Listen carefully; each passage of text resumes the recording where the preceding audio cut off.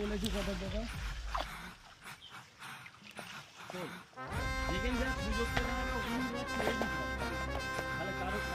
এই পুকুরটা এখন পরিষ্কার করা হচ্ছে, এটা তৈরি হবে। কালকে চুন মারবো, তারপরে খোল মারবো। এই দেখো কি বলছে,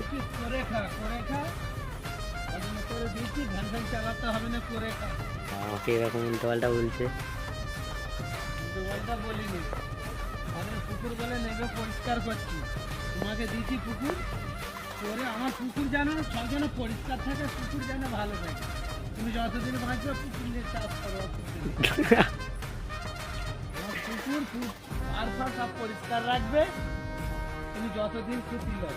আর পাহাড় নোংরা হলে তাহলে তোমার পুকুর চাষ করতে হবে না। পুকুর নেবে